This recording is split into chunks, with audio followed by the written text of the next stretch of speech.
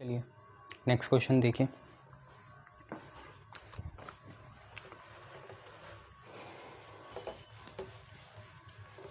देखिए आपका क्वेश्चन क्या है। आपका क्वेश्चन है कि crystal diffraction experiment can be performed using X-ray or electron accelerated through voltage। मतलब क्रिस्टल डिफ्रैक्शन हम दोनों से देख सकते हैं, या तो एक्सरे से देख सकते हैं या ऐसे इलेक्ट्रॉन जिन्हें वोल्टेज से एक्सेलरेट करते हैं। ये फैक्ट है। टेक ईच वेवलेंथ, मतलब या तो एक्सरे की या इलेक्ट्रॉन जिनको हमने एक्सेलरेट करा पोटेंशियल से, दोनों को 1 एंगस्ट्रॉम लें तो which has greater kinetic energy. किसकी काइनेटिक एनर्जी ज़्यादा होगी ये हमसे पूछ रहे हैं। ठीक है, बस इतना ही है कि जो क्रिस्टल का डिफ्रैक्शन होता है वो हम दोनों से कर सकते हैं, एक्सरे से भी कर सकते हैं और ऐसे इलेक्ट्रॉन जिन्हें हम पोटेंशियल से एक्सेलरेट करें। दोनों की वेवलेंथ 1 एंगस्ट्रॉम ले देना। इनको प्रोबिंग बोलते हैं, प्रोब होते हैं ये दोनों। प्रोब की वेवलेंथ 1 एंगस्ट्रॉम लेना तो ज़्यादा एनर्जी किस में होगी, तो आपको दोनों निकालने। तो देखो एक्सरे तो आप E = hc/λ से निकाल लेना। E = hc/λ। इससे एनर्जी आएगी किसकी, एक्सरे की। तो hc होता है 19.8 × 10⁻⁻26 और वेवलेंथ है 1 एंगस्ट्रॉम, तो 10⁻⁻10। इसे सॉल्व करो, 19.8 × 10⁻⁻16 आ जाएगा जूल में। एनर्जी अगर आपको किसकी निकालनी है, इलेक्ट्रॉन की, तो हम डी ब्रॉगली लगाएंगे। Lambda of electron = h/√2m energy of electron, ऐसे लिख लेंगे h/√2m एनर्जी ऑफ इलेक्ट्रॉन। तो लैम्डा ऑफ इलेक्ट्रॉन का square = h²/2m energy of electron. तो एनर्जी ऑफ इलेक्ट्रॉन कितनी आ गई, आप पे आ गई h²/2m लैम्डा E का स्क्वायर। बस ये करते हैं, एनर्जी ऑफ इलेक्ट्रॉन h है 6.6 × 10⁻⁻34, इसका लेंगे स्क्वायर। 2 मास ऑफ इलेक्ट्रॉन होता है 9.1 × 10⁻31। लैम्डा ऑफ इलेक्ट्रॉन है 10⁻−10, तो 10⁻−10 का चलेगा स्क्वायर। इसको सॉल्व करो, कितना आ रहा है, तो लगभग आ रहा है कितना, 2.41 × 10⁻17, 2.41 × 10⁻17 जूल। तो बताओ कौन जीत गया, जल्दी बताओ। एक्सरे फोटोन जीत गया। ठीक है, तो ग्रेटर काइनेटिक एनर्जी किसकी है, एक्सरे की है। बस खत्म। एक्सरे कम नेगेटिव है ना, वो ज़्यादा नेगेटिव है, अपॉन में जाती नहीं पावर, इसलिए। चलो ये कर लेना। इसको तो डी ब्रॉगली से निकाला, उसे हमने सीधा क्वांटम थ्योरी से निकाला। नेक्स्ट क्वेश्चन देखो क्या है कि in an experiment, photoelectric effect experiment है, slope of stopping potential V0, ठीक है, या VS लिख लो या V0 लिख लो, जो भी बात है। Slope of stopping potential versus frequency is found to be 4.12 × 10⁻⁻15 volt second. Find Planck constant. अब वहीं से निकालना है h। अब देखो वो बंदा बेवकूफ़ है जो कुछ ना दिखा के सीधा प्लैंक कांस्टेंट की वैल्यू डाल दे, उतनी थोड़ी आएगी बेवकूफ़, कुछ तो करना पड़ेगा ना। तो आप ये देखो, आपको किस किस के बीच में ग्राफ बनाने हैं, स्टॉपिंग पोटेंशियल और फ्रीक्वेंसी के बीच में ग्राफ बनाने हैं। यहीं से आप दिखाना स्लोप कितना है। ठीक है, तो मैं आपके लिए रिलेशन लिख लूँ।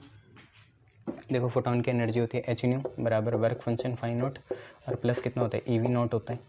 ठीक है, तो h -φ0 बराबर कितने के, EV0 के।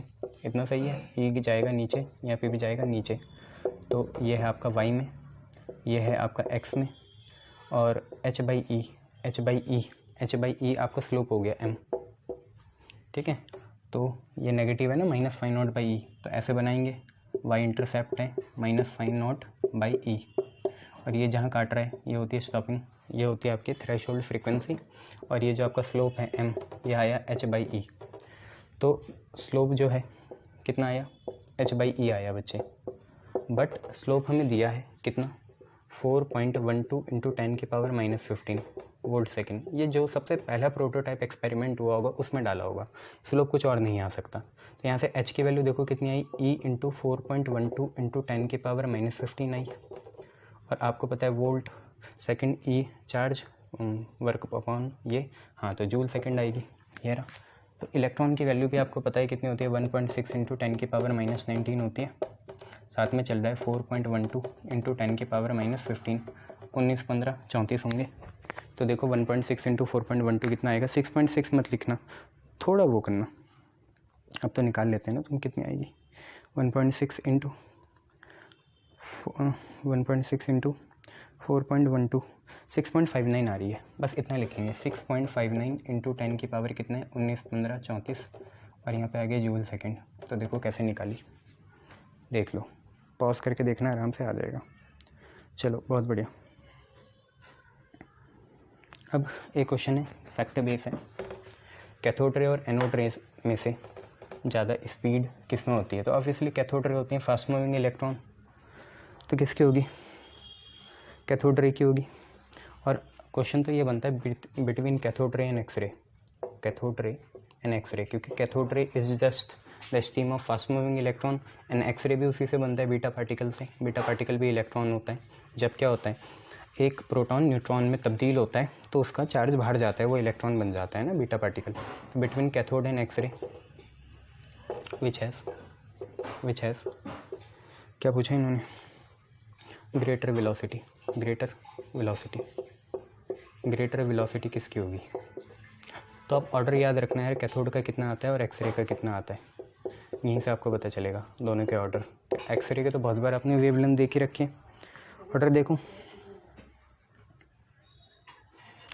तो एक्सरे तो बिल्कुल मतलब इलेक्ट्रोमैग्नेटिक वेव है ना, पहले इन्हें अलग अलग पढ़ा जाता था, radio, micro, infra visible, UV, X ray, gamma ray, फिर सबको इलेक्ट्रोमैग्नेटिक वेव में ही पढ़ा गया है। क्या देखो, इसमें कोई पार्टिकल तो है नहीं, बस इलेक्ट्रिक फील्ड और मैग्नेटिक फील्ड ऑक्सीलेट करती है।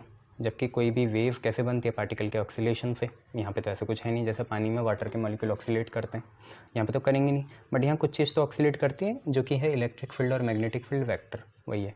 और कैथोड रे का ऑर्डर होता है 10⁵ मीटर पर सेकेंड। एक्सरे तो इलेक्ट्रोमैग्नेटिक वेव है, उसी का ज़्यादा होगा। नेक्स्ट है, why structure of crystal is studied by X ray. Why structure of crystal, why structure of crystal studied by x ray.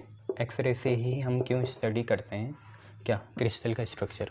तो इसके बीच में एक ही सिंपल सा बात है, lambda of X ray is just nearly equal to planar size of crystal molecule, या हम बोल सकते हैं inter atomic distance between the crystal, inter atomic distance between crystal, distance between crystal लगभग उतना ही है जितना क्रिस्टल्स के बीच का इंटर एटॉमिक डिस्टेंस है, उतना ही क्या है, एक्सरे की वेवलेंथ भी है। और यही क्राइटेरिया होता है for observation of diffraction pattern. उससे स्टडी कर लेते हैं हम क्रिस्टल स्ट्रक्चर डिफ्रैक्शन पैटर्न से, कि अंदर कैसे पीक्स आ रही है, डिप्रेशन आ रहे। तो it is the criteria for observation of diffraction pattern. Diffraction pattern को अगर ऑब्जर्व करना है तो ये होना चाहिए कि किसी भी लाइट की wavelength inter atomic distance of the crystal के बराबर होनी चाहिए, लगभग ऑर्डर सेम होना चाहिए। तो ऑब्जर्वेशन ऑफ डिफ्रैक्शन पैटर्न, ये चीज़ है। Clear, good. अच्छा नेक्स्ट है, एक आपको टेबल देता हूँ मैं यहाँ पे,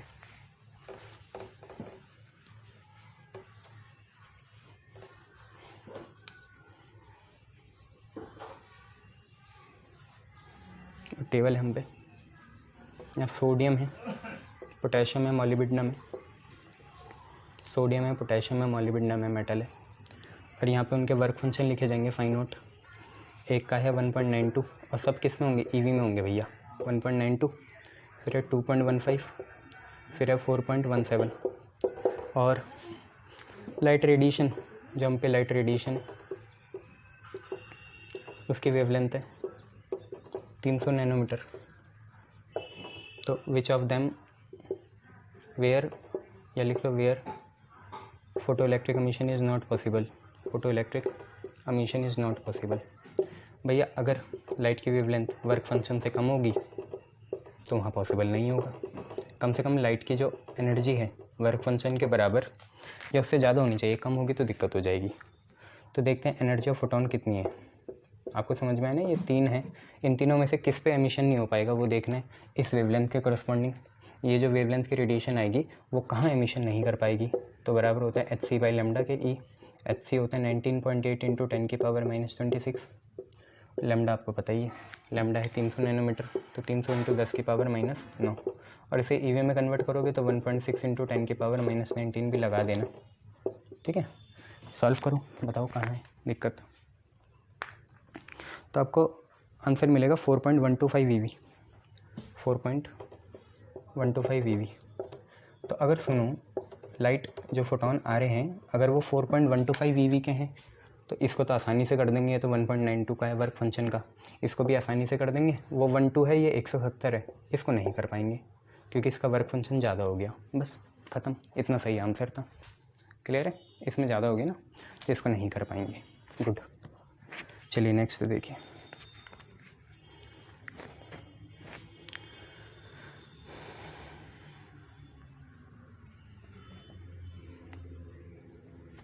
अब ये आप खुद करना, देखो क्या है क्वेश्चन। क्वेश्चन है कि find maximum frequency, find maximum frequency, maximum frequency, दूसरा minimum wavelength of X-ray produce by 30 kilovolt electron, 30 kilovolt electron, 30 kilovolt के इलेक्ट्रॉन आएंगे। ठीक है, वोल्टेज देर के एनर्जी निकाल सकते हो आप क्यूवी से, वहाँ से मैक्सिमम फ्रीक्वेंसी और वो सारी चीज़ें निकालनी है तो आप निकाल सकते हो। कैसे निकलेगा, सिंपल सी बात है। ये माइंड क्या लिखा हुआ सर, मिनिमम वेवलेंथ है वो आँख के अंदर। कैसे करोगे बच्चों बताओ, आपको मैक्सिमम फ्रीक्वेंसी और मिनिमम वेवलेंथ निकालनी है।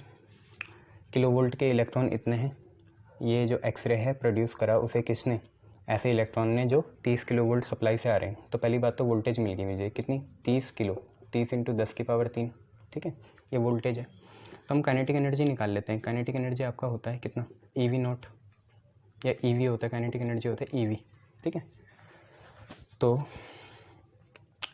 इलेक्ट्रॉन जो हैं वो इतनी वोल्टेज से एक्सेलरेट हुए, काइनेटिक एनर्जी बनेंगे EV। तो 30 × 10⁻3 और EV होता है 1.6 × 10⁻19।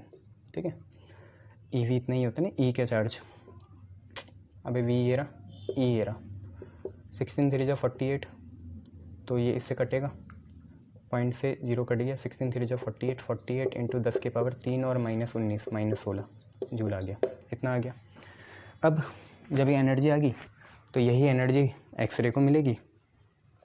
ठीक है, और वही आपकी फ्रीक्वेंसी बना देगी, वही बना देगी। क्वेश्चन बस इतना कह रहा है कि कोई इलेक्ट्रॉन है जो इतनी वोल्टेज से आया, जिस पे काइनेटिक एनर्जी इतनी है, उसने एक एक्सरे प्रोड्यूस करी। तो एनर्जी ऑफ एक्सरे, हालांकि एक्सरे फोटोन है, एक्सरे तो एक इलेक्ट्रोमैग्नेटिक वेव है ना, तो वो फोटोन की होगी, वही बराबर होगा KE max of electron, KE max of electron, क्योंकि वो एनर्जी इसको ट्रांसफ़र कर देगा। याद रखना ऐसे क्वेश्चन में वर्क फंक्शन 0 होता है। कितना होता है, 0। फाइव 0 होता है तो दोनों बराबर हो जाएंगे। अब अगर ऐसे हैं, एनर्जी ऑफ एक्सरे होती है hν बराबर kinetic energy max I 48 × 10⁻16 joule. तो फ्रीक्वेंसी की वैल्यू आ गई 48 × 10⁻16। अपॉन में कितना है, h है, h जाएगा ना भैया नीचे, ये h नीचे गया, h कितना होता है 6.6 × 10⁻34। फ्रीक्वेंसी निकालिए कितनी आएगी, निकालिए कितनी आ रही है आपकी, आ रही है 7.2 × 10⁻18, 7.2 × 10⁻18 हर्ट्ज़। अब एक सिंपल सी बात है, ये आ गई क्या फ्रीक्वेंसी, कौन सी वाली, मैक्सिमम। दूसरा क्या करना है, मिनिमम वेवलेंथ निकालनी है, तो कुछ रिलेशन होनी चाहिए। बताओ क्या होती है, C = λ होता है, नहीं होता, हाँ होता है सर। स्पीड = डिस्टेंस × फ्रीक्वेंसी होता है, बस बढ़िया। तो लैम्डा निकालो, लैम्डा क्या हो जाएगा, C/ν, C होता है 3 × 10⁸, न्यू आपको दे रखा है कितना है 7.2 × 10⁸। तो देखो मिनिमम आएगी ना, एंगस्ट्रॉम में आएगी, देखो 8 और वो कितना जाएगा, ठीक है, चाहे नैनो में निकाल लो, तो 4.1 इंटू 10 की पावर -11, 4.1 इंटू 10 की पावर -11 मीटर। इसमें ही छोड़ दो, नैनो में निकालना चाहोगे तो कर लो।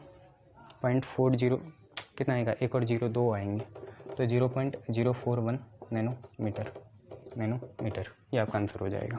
Clear, good. चलिए नेक्स्ट क्वेश्चन देखिए क्या है।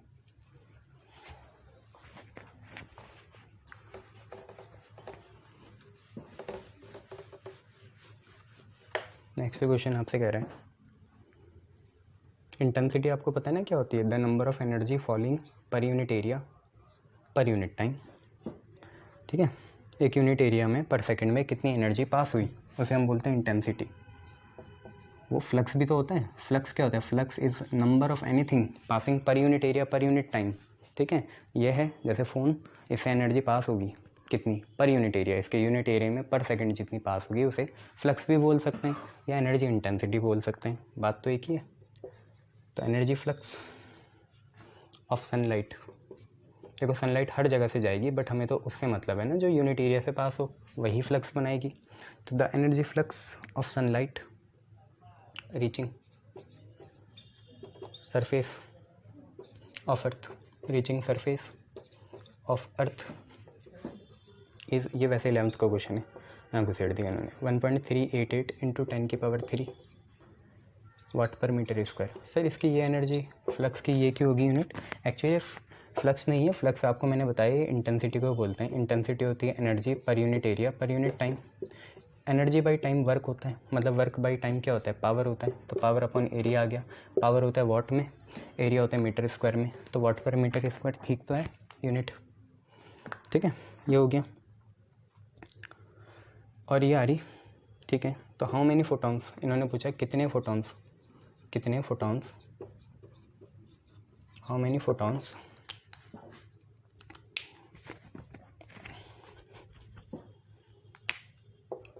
पर unit square are incident on earth per second. ठीक है, इसे तो फील से भी कर सकते हैं और कुछ कंसेप्ट लगा के, मतलब फार्मूला लगा के भी कर सकते हैं। ठीक है, और फोटॉन्स की जो वेवलेंथ है 550 नैनोमीटर से आएगी, ये है आपको ही पता है। देखो बीच में तो वैक्यूम है तब भी आ जाते हैं फोटोन, नॉन मैकेनिकल वेव है ना। तो कैसे करेंगे, देखो ये आपको इंटेंसिटी दे रखी, इंटेंसिटी मतलब क्या होता है यूनिट एरिया में कितने आ रहे हैं। अब इन्होंने पूछा पर सेकंड कितने आएंगे, वेवलेंथ दे रखी है, तो ये भी एक तरह की एनर्जी है। एक आप फोटोन से निकालो और दोनों को डिवाइड कर दो, आंसर आपके सामने हाजिर होगा। आई बात समझ में, बहुत बढ़िया, करो।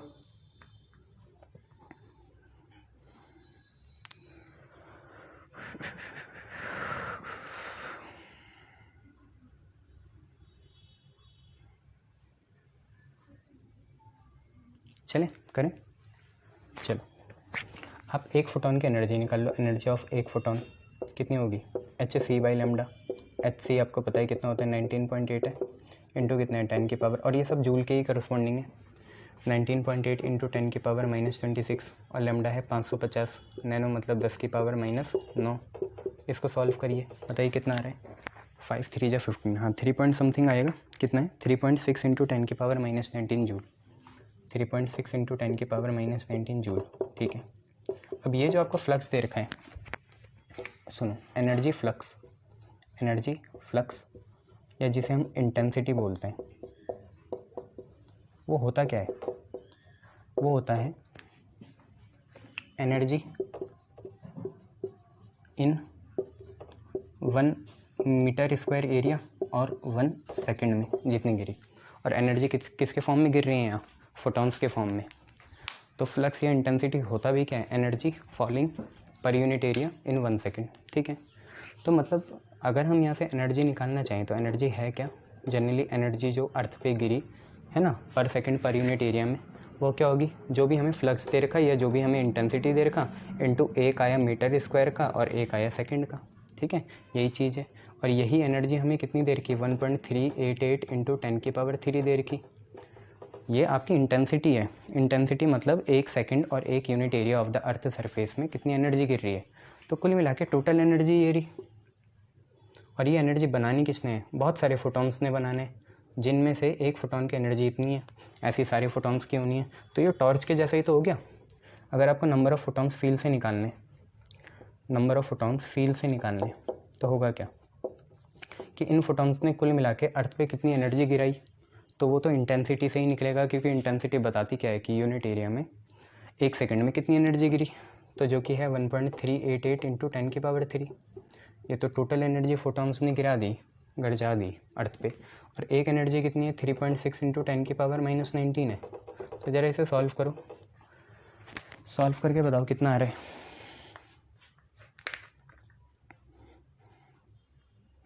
वन 1.388 डिवाइडेड बाई 3.6 लगभग 0.38 आएगी। 0.38 इंटू 10⁻19 20 21 22 10⁻22 हम इसे लिख सकते हैं 38 इंटू 10⁻20। ये भी चलेगा, वो भी चलेगा, सब सही है यार। तो इतने फोटॉन्स गिरेंगे। समझ में आया ना? इंटेंसिटी मतलब होता ही ये चीज़ है। क्लियर है? Good, thank you. कैसे हो साथियों? डुअल नेचर की अब आखिरी वीडियो आएगी, 2-3 न्यूमेरिकल बचे थे, उनको छोड़ भी नहीं सकते, धोखा हो जाएगा, तो करेंगे।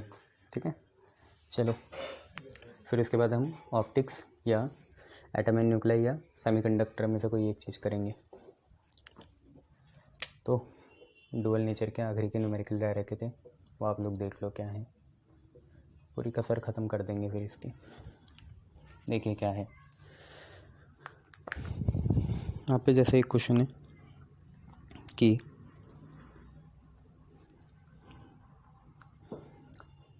a 100 watt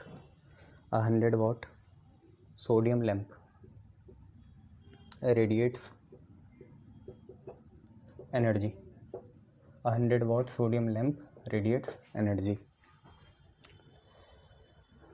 Wavelength of sodium light is 589 nanometer. Find number 1 energy associated with a photon. एक फोटॉन के साथ जो सोडियम लैम्प से निकलेगा उसके साथ कितनी एनर्जी एसोसिएटेड है। दूसरा, at what rate photon deliver. तो रेट मतलब तो आपको पता ही है, रेट मतलब होता है फ्रीक्वेंसी, वो निकालना है कि कितने पर सेकंड फोटॉन डिलीवर होंगे। ये आप लोगों ने पहले भी करा है। तो आप ये देखिए, सबसे पहले एनर्जी ऑफ फोटॉन तो निकल जाएगी सीधा, किससे? एच न्यू या एच सी बाई लेमडा से। एच और सी का आपको पता ही है कितना आता है, 19.8 इंटू 10⁻26 और वेवलेंथ आपको दे रखी 589 नैनोमीटर। नैनो मतलब 10⁻⁻9। इसको सॉल्व करके बताइए कितना आ रहा है। हाँ बता दीजिए, उसमें ही बता दीजिए, कोई बात नहीं। 3.38 इंटू 10⁻⁻19 जूल आ रहा है। 3.38 into 10⁻⁻19 joule, this is your answer. And दूसरा आपको निकालने नंबर, रेट है ना। रेट मतलब कुछ और नहीं है, नंबर ऑफ फोटॉन्स ही हैं, number of photons per second मतलब फ्रीक्वेंसी ऑफ द फोटॉन्स की। देखो ये इंटेंसिटी नहीं है, इंटेंसिटी वो चीज़ होती है कि जो स्ट्राइक करे मेटल की सरफेस पे। यहाँ मेटल की सरफेस पे स्ट्राइक करने वाला कोई चक्कर नहीं है, यहाँ बस रेडिएट करने, बाहर निकालने। तो आपको पता है पावर होता है वर्क अपॉन टाइम, ठीक है। टाइम होगा कितना, वर्क बाई पावर। टाइम का ही उल्टा नंबर होता है, नंबर होता है पावर बाई वर्क, ठीक है। नंबर होता है पावर बाई वर्क, तो पावर ऊपर और वर्क मतलब एक फोटॉन की एनर्जी नीचे। ये क्वांटाइजेशन प्रिंसिपल ही तो है कि एक फोटॉन की एनर्जी इतनी है तो टोटल एनर्जी में कितने फोटॉन होंगे, ऐसे ही आपको करना है। तो पावर आपको दे रखी 100 वाट, 100 ही रहने देना। और एनर्जी कितनी, 3.38 into 10⁻⁻19।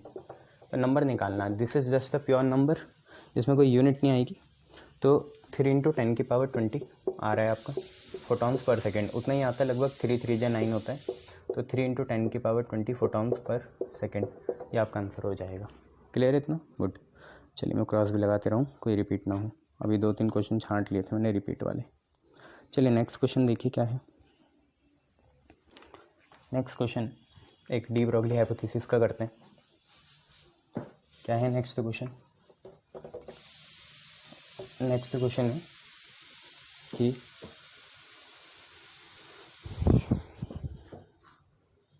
Just a minute. Next question है what is number 1 momentum and number 2 speed, number 3 lambda de Broglie wavelength of electrons with kinetic energy of 120 electron volt. ये आपके क्वेश्चन है। आपको मोमेंटम निकालना है, काइनेटिक एनर्जी दे रखी, speed निकालना है और डी ब्रोगली वेवलेंथ निकालनी है। काइनेटिक एनर्जी आपको पता है कितनी होती है, हाफ mv² होती है और EV0 होती है, तो वहाँ से भी हम कर सकते हैं। बट पहले आपका मेन काम ये है कि काइनेटिक एनर्जी जो 120 EV में है इसे जूल में कन्वर्ट कर दें, तो उसके लिए इलेक्ट्रॉन के चार्ज से मल्टीप्लाई करना पड़ेगा ऐसे, तो ये आपकी जूल में कन्वर्ट हो जाएगी। 12 × 16 करना, कितना आएगा 192 आएगा, तो 1.92 × 10⁻⁻17 जूल आपका काइनेटिक एनर्जी आ जाएगा। अब मोमेंटम क्या होता है, मोमेंटम और काइनेटिक एनर्जी का आपको भी फार्मूला पता है। वी नो दैट मोमेंटम होता है √2m काइनेटिक एनर्जी, ठीक है, ये होता है। तो ये हम पहला करने जा रहे हैं। मोमेंटम होता है √2m kinetic energy, 2 mass of electron होता है 9.1 × 10⁻31 और काइनेटिक एनर्जी आपकी आई 1.92 × 10⁻17। ऐसा आपको मोमेंटम आएगा kg मीटर पर सेकंड में। इसको सॉल्व करिए जी, बिल्कुल आपका लगभग 6 × 10⁻24 आ रहा होगा, 6 × 10⁻24 kg मीटर पर सेकंड। ये आपकी दूसरी चीज़ हो गई। अब हमें स्पीड निकालना है, तो काइनेटिक एनर्जी आपको भी पता है कितना होता है, हाफ mv² होता है। वहाँ से निकालना चाहो वहाँ से निकाल लो, बट मैं आपको एक और चीज़ बताता हूँ, इतना लंबा चौड़ा क्यों करना। इसके लिए एक सीधा ये फॉर्मूला लगा सकते हैं, मोमेंटम होता है mass into velocity, mass into velocity, ठीक है, वेलोसिटी को v मान लो। अब मोमेंटम आपको पता है कितना आ गया, 6 × 10⁻24 आ गया। मास आपको पता है 9.1 × 10⁻31 होता है इलेक्ट्रॉन का, और वेलोसिटी ऑफ इलेक्ट्रॉन यहीं से निकल जाएगी। तो बताइए कितनी आ रही है, लगभग 6.5 × 10⁻6 आ रही है। तो वेलोसिटी आ रही है 6.5 × 10⁻6 मीटर पर सेकंड। ऑब्वियसली लाइट की स्पीड के कंपेरेबल ही होगी। तीसरा आपको निकालना है क्या, लैम्डा डी ब्रोगली। तो डी ब्रोगली भी आपके लिए बहुत आसान है, लैम्डा डी ब्रोगली होता है हमेशा एक ही फार्मूला है h/p। h आपका होता है 6.6 × 10⁻34 और p की वैल्यू देखो फास्ट ही कराऊंगा, अब आखिरी यहीं, तो ये हो गया 6 × 10⁻24, ये से काटेगा 1.1 टाइम्स और ये ऊपर जाएगा तो माइनस का कितना आएगा 10 की पावर माइनस का 34, 24 आपका आएगा 10 की पावर 10 और मीटर, तो इसे लिख सकते हैं 1.1 एंगस्ट्रॉम। एंगस्ट्रॉम खुद ही एक्सक्लूसिव मीटर के लिए आता है, ठीक है, ये हो गया। चलिए गुड, इसको भी क्रॉस लगा दें, ये भी हमारा हो ही गया। नेक्स्ट देखते हैं, next question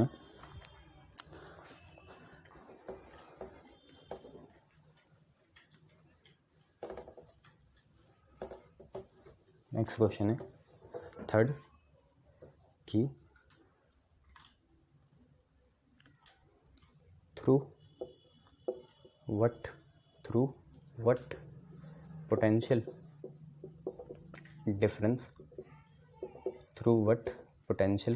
difference should an electron initially at rest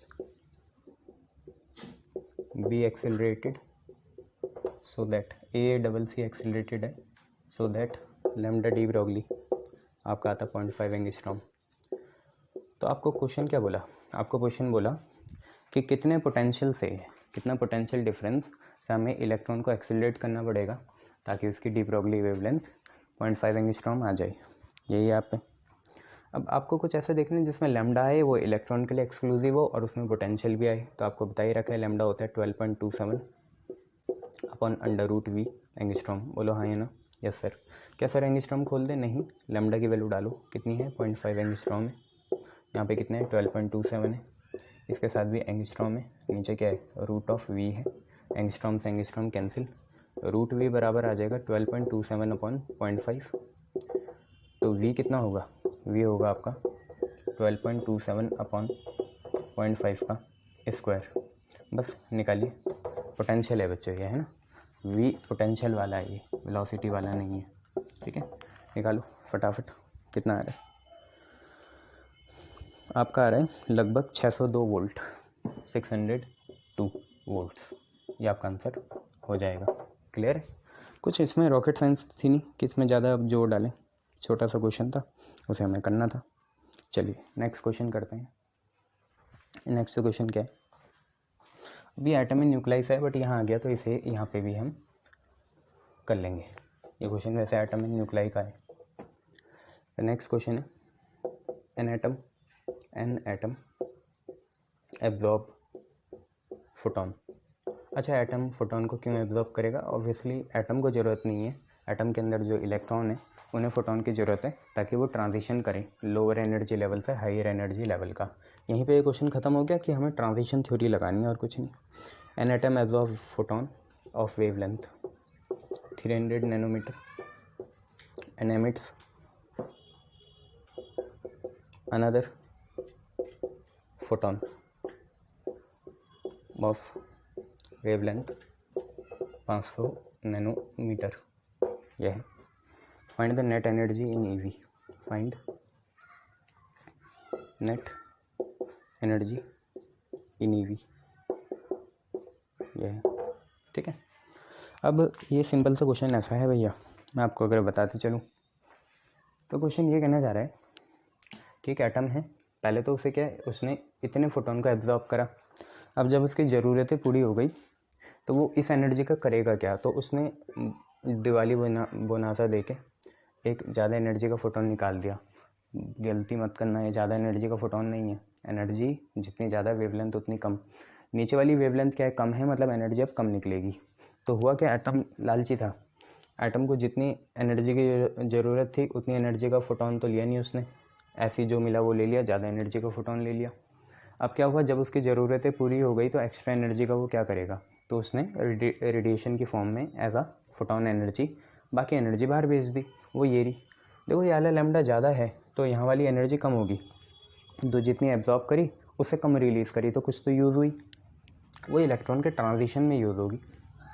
तो यहाँ पे बस बोर का थर्ड पोस्टुलेट लगाएंगे कि चेंज इन एनर्जी होता है higher energy level minus lower energy level, delta E E2 minus E1। Delta E आपको भी पता है कितना होता है, hc बाई लैम्डा, है ना।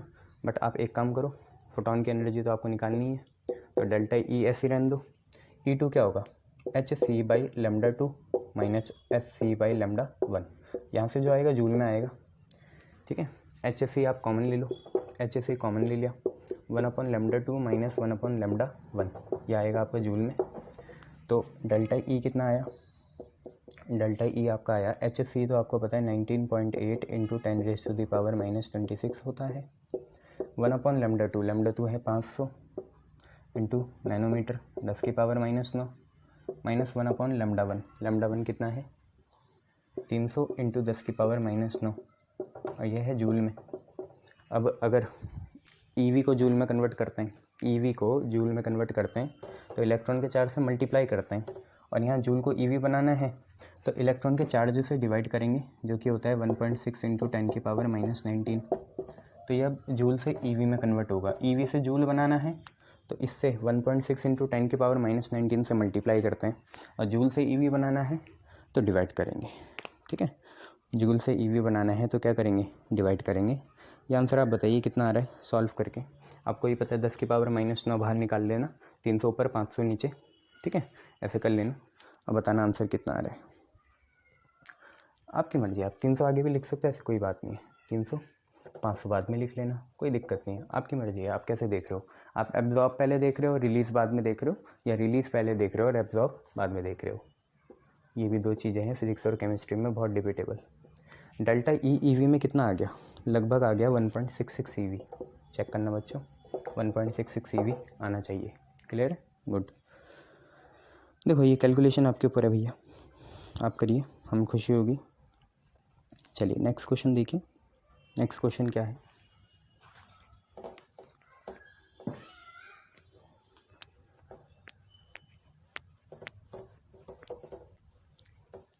आप नेक्स्ट क्वेश्चन है कि आई स्टॉपिंग पोटेंशियल ऑफ 0.82 वोल्ट, एक स्टॉपिंग पोटेंशियल है 0.82 वोल्ट का, is required when light of wavelength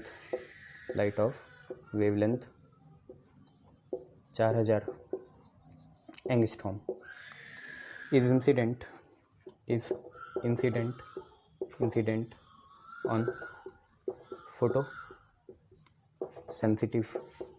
on photosensitive material. ठीक है, फोटोसेंसिटिव मटेरियल में इंसिडेंट करी तो ये बात हुई। पहले पूरा क्वेश्चन देख लो फिर समझेंगे। For light of wavelength 3000 angstrom, for light of wavelength 3000 angstrom, stopping potential is 1.85 volt. हाँ दोनों अलग अलग हैं, गुड। तो find value of Planck constant h। ठीक है, तो आपको ऐसा कोई बोला कि एक फोटो सेंसिटिव मटेरियल है, उसमें क्या है, जब 4000 एंगस्ट्रॉम की लाइट गिरा रहे हैं तो इलेक्ट्रॉन एमिट होंगे ऑब्वियसली, फिर फोटो इलेक्ट्रिक करंट बनेगा ना, जब लाइट एमिट कराते हैं फोटो इलेक्ट्रिक एमिशन होगा, और उस फोटो इलेक्ट्रिक एमिशन को रोकने के लिए जो पोटेंशियल है वो 0.82 वोल्ट है। बट जब हम एक लाइट गिरा देते हैं 3000 एंगस्ट्रॉम की, तो फिर दोबारा इलेक्ट्रॉन एमिशन होगा, फिर फोटो इलेक्ट्रिक करंट फ्लो होगा, और उस फोटो इलेक्ट्रिक करंट को रोकने के लिए जो स्टॉपिंग पोटेंशियल है वो 1.85 वोल्ट है। ठीक है, तो दो हैं, दो इक्वेशन बनाएंगे और h की वैल्यू निकालेंगे। ठीक है, तो क्वेश्चन आप एक बार ट्राई करिए खुद पॉज करके, इजी क्वेश्चन है। आइंस्टीन की फोटो इलेक्ट्रिक इक्वेशन लगाओ और क्या है। ठीक है, करें फिर, गुड। तो देखिए सिंपल सा क्वेश्चन ये है, वी नो दैट आइंस्टीन की फोटो इलेक्ट्रिक इक्वेशन होती है फोटोन की एनर्जी hc/λ, क्योंकि लैम्डा के टर्म्स में था ना, फोटोन की एनर्जी बराबर work function phi naught plus kinetic energy जो होती है ev नॉट। अब डेटा डालेंगे, देखो hc तो सेम है, उसे मत छेड़ो। पहली वेवलेंथ कितनी है 4000, तो यहाँ पे लिखेंगे 4000, साथ में कौन एंगस्ट्रॉम, और बराबर फाई नॉट, ठीक है, प्लस ई, और पहला स्टॉपिंग पोटेंशियल कितना है 0.82 है। ठीक है भैया, और दूसरा डेटा डालेंगे, फटाफट करो ना इसे, इतना टाइम थोड़ी है अब, यार ये भी बड़ा दिमाग ख़राब करता है। चलो, दूसरा है hc, ठीक है, और नई वेवलेंथ है 3000 एंगस्ट्रॉम। वर्क फंक्शन तो मेटल की प्रॉपर्टी है, वो तो वही रहेगा, ई भी सेम है, और नया वाला फोटो इलेक्ट्रिक मतलब स्टॉपिंग पोटेंशियल है 1.85। ये दोनों इक्वेशन ऐसे बनी कि इनको डिवाइड करने से फ़ायदा नहीं है, सब्ट्रैक्ट करने से फ़ायदा है। तो मैं सेकंड को फर्स्ट से हटा रहा हूँ, सेकंड को फर्स्ट से हटाया, फाई नॉट से फाई नॉट कैंसिल होगा। सेकंड में देखिए इस साइड क्या है, ई 1.85 है, फर्स्ट में देखिए इस साइड क्या है, ई 0.82 है। बोलो हाँ है ना, अरे पागल तो नहीं हूँ, ऐसी तो होगा। ई 1.85 इधर और माइनस ई 0.82 इधर। अब यहाँ पे देखो कितने hc/3000 एंगस्ट्रॉम है सेकंड में, माइनस फर्स्ट में है hc/4000 एंगस्ट्रॉम। बस इसे सॉल्व करो। ठीक है भैया, सॉल्व करिए ज़रा, इसे लगाइए दिमाग अपना और करिए इसे सॉल्व। ई कॉमन ले लेना यहाँ से, है ना भैया, 1.85 माइनस कितना हो जाएगा 0.82 हो जाएगा। ठीक है, और यहाँ से hc कॉमन ले लो, hc कॉमन लिया, अंदर है 1/3000 और कितना है 10 की पावर -10 है एंगस्ट्रॉम, 10 की पावर -10 होता है, -1/4000 है, और यहाँ कितना है एंगस्ट्रॉम 10 की पावर -10 है। क्या करिएगा, hc की वैल्यू डालिए, ई की भी वैल्यू डालिए, यहाँ सॉल्व करिए। ई की वैल्यू है 1.6 × 10 की पावर -19। इनको इनसे काटिए, 5 और 3 2, 8 और 8 0, 101, तो ये 1.03 आ गया। hc जो है नीचे ले आएंगे, तो hc की वैल्यू क्या है, चलो नीचे नहीं लाना चाहते वहीं रहने दो। तो सर यहाँ से निकालेंगे क्या, h की वैल्यू निकालनी है, तो h मत छेड़ना, h एक्सपेरिमेंटली शायद एक्सपेरिमेंट से निकालना चाह रहे हो, तो h ही तो निकालना है, तो h को मत छेड़ो। c की वैल्यू डालो, 3 × 10 की पावर 8 डाल दी भैया, 10 की पावर -10 बाहर निकाल लिया। ठीक है, निकाल लिया भैया, दोनों में कॉमन था, और ये 1000 भी क्या है दोनों में कॉमन है, बाहर निकाल लीजिए। अंदर क्या बचा, 1/3 माइनस 1/4 बचा। सर ये कैसे बचा, 10 की पावर -10 और 1000 दोनों में कॉमन है, बाहर निकाल दिया। ठीक है, अब इसे सॉल्व करिए जरा। देखिए 1.6 इंटू 1.03 इंटू 10⁻⁻19 ये खुद है, h है, 3 है। पावर देखिए ये कितना है, 10 की पावर 8 तो ऊपर है, -10 और 3 -7 होगा, ऊपर जाके +7 बन जाएगा। ठीक है, और यहाँ एलसीएम लेंगे, 4 × 12, 4 - 3, एलसीएम आप सबको लेना आता है। ठीक है, तो 4 - 3 1 हुआ, 3 4 × 12, यहाँ 4 बचा, 4 को इधर भेजिए तो कितना आया 1.6 1.03, 10 की पावर -19, 4 जाएगा ऊपर और 10 की पावर 15 आएगा नीचे, 8 और 7 15 होता है, 10 की पावर 15 नीचे आया, यहाँ पे आ गई एच की वैल्यू। अब यहाँ पे भी ना एक गलती ना करिएगा, एच की वैल्यू वो मत लिख लीजिएगा जो आपको पता है, एच की वैल्यू थोड़ा फ़र्क आके आएगी। तो लगभग आ रही है 6.59 इंटू 10 की पावर -34 और यहाँ पे आगे जूल सेकेंड, ये आपका आंसर हो जाएगा। ठीक है, बिल्कुल भी बहकिएगा मत, ऐसे करना ही सर। गुड। और कोई बचा क्वेश्चन? हाँ, एक ये क्वेश्चन,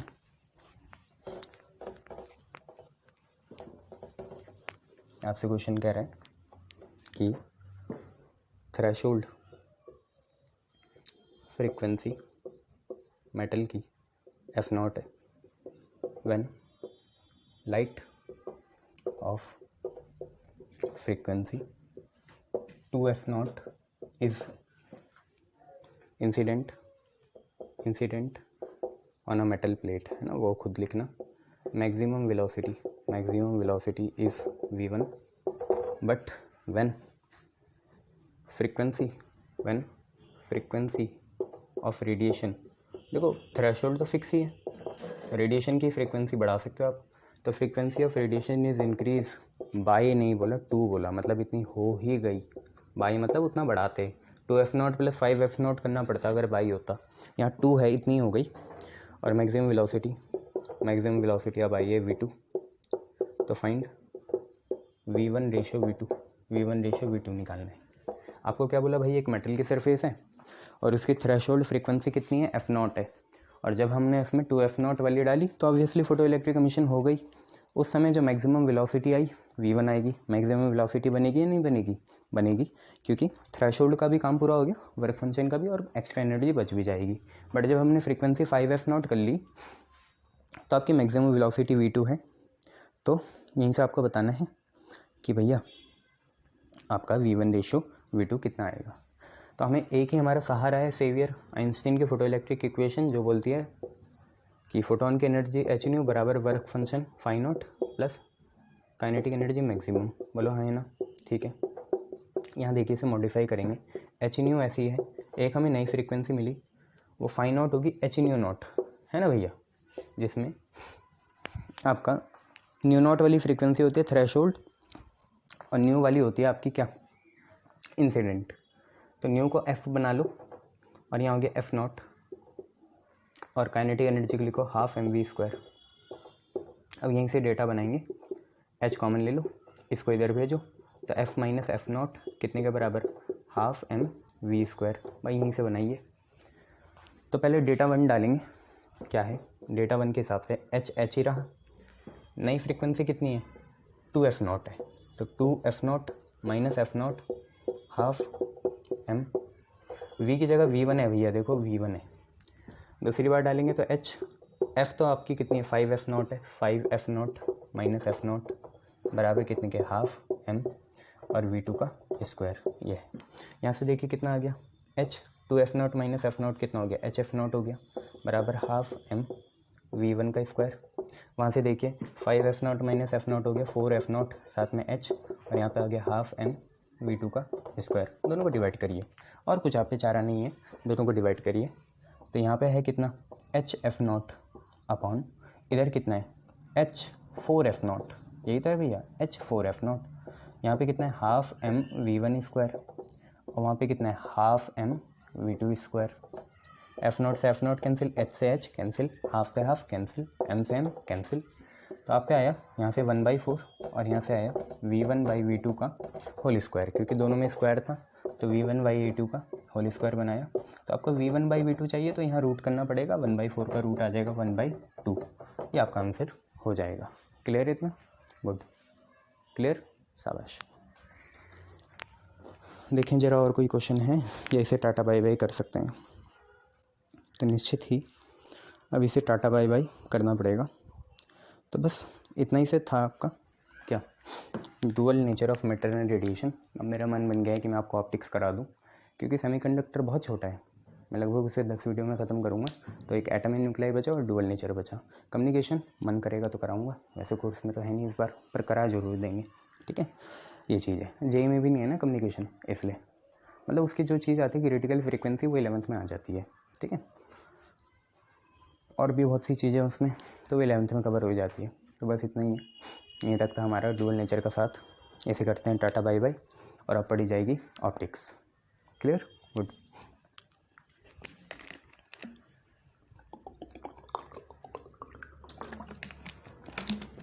तो लगभग 5-6 बुक्स हमने न्यूमेरिकल करे, ठीक ही यूनिट थी। ऑप्टिक्स में मज़ा आएगा आपको, काफ़ी सारी डेरिवेशन और अच्छी अच्छी चीज़ें उसमें। Thank you.